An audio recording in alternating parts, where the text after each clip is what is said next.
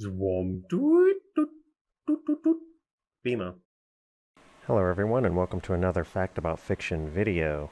So, in the movies and history books, Native American society is treated much like European and current Western society, I guess, in people's minds, where they believe women were supposedly excluded from fighting or hunting and just stayed at camp with the kids, making things, mending things, and maybe growing things.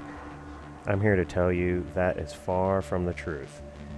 The truth is that many men were killed by amazing women warriors of several races, but history is written by the winner, of course, and so the truth is covered up a lot of the time by lies. And this rhetoric is kept up to this day, like in the new Predator movie. I think it's called Prey, where the heroine of that movie is held back by her tribe because they don't want her to be a warrior or a hunter just because she's female, but she's awesome. She's obviously super mutant Captain America level awesome to be able to take down a predator by herself. So they wouldn't have held her back. Well, I'm going to give you an example in real life that proves it's not true that Native American tribes would have held a female back. Um, Her name translates to Buffalo Calf Road Woman, and she was the Cheyenne woman that killed Custer at the Battle of Little Bighorn. I drew her here based on what I pictured she might look like jumping off of her horse onto Custer, as the stories say.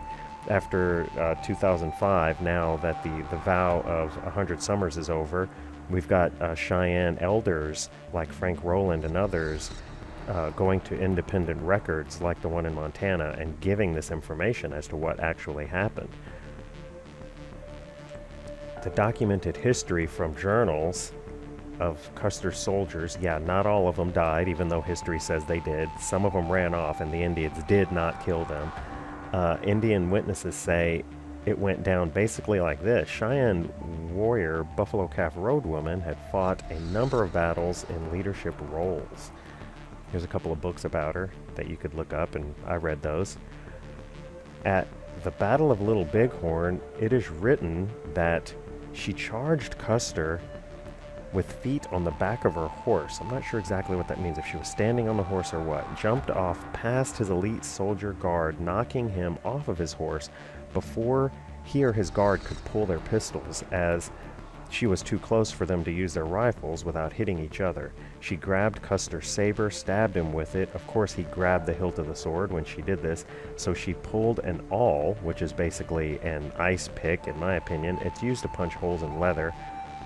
Stabbed Custer in one of his ears with that, and yelling something in her native tongue that the soldiers say that they could not understand. They were in shock, I guess, and they probably didn't speak Cheyenne. But afterward, it was translated that she was chanting something, and what she was saying was, "You will listen to our people in the next world." Wow. Now, why this kind of history wasn't written in history books is obvious.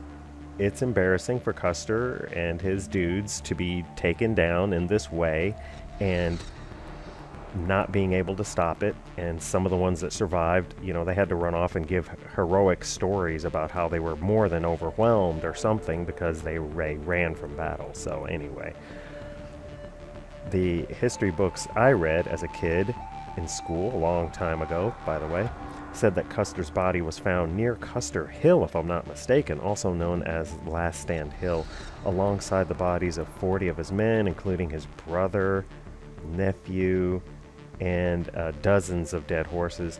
Custer had suffered 2 bullet wounds, from what I can recall, one near his heart and one in the head, which, I mean, yeah, of course, those are the 2 places you shoot somebody to kill him, I would guess. It's unclear. It was always unclear in the books which of these bullet wounds actually killed him, or whether or not those wounds happened before he died or after he died. But anyway, it is what it is, right? Buffalo Calf Road Woman wasn't the only famous Indian woman warrior at the Battle of Little Bighorn, by the way. The Arapaho chief, Pretty Nose, fought there too.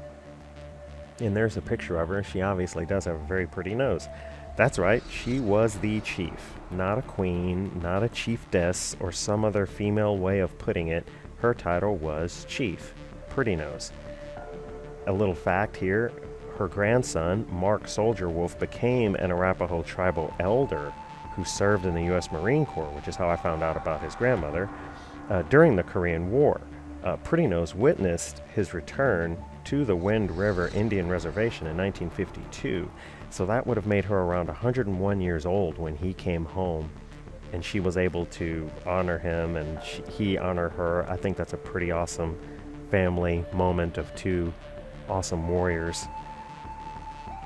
In order to know the true history of our great history of this country, you really gotta dig these days. You can't just take stuff at face value. You gotta dig, you gotta read, you can't just watch videos. You gotta dig. So anyways, that's gonna do it for this one, guys. Please give this video a thumbs up, subscribe to BMO Creative, and we will see you in the next one. Thanks, bye.